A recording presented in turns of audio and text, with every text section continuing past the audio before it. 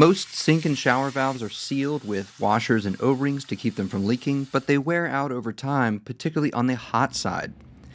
But you don't need to pay a plumber $200 or $300. You can fix this yourself as long as you know what to look for. Before you do anything, make sure you cut off the water. Turn both knobs under your sink clockwise to close the valves.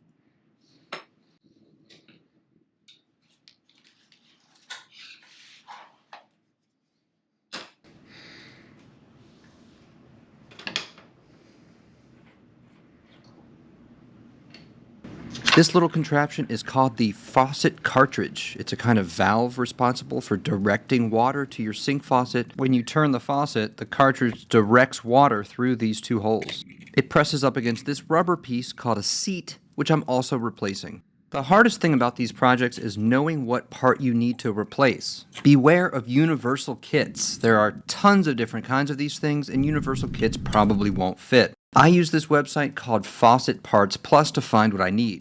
The broach is the metal or brass bolt that sticks out of the top that connects to your handle. Mine is shaped like the letter D, and you can use this information to find the correct cartridge that fits your faucet. And I measured the length of the cartridge, which in my case is 1 7/8 inches, to narrow down my search.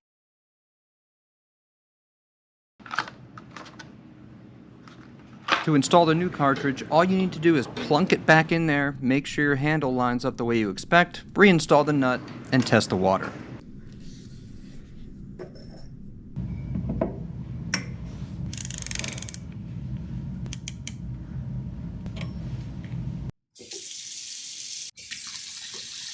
No more leaks. I think we're done here.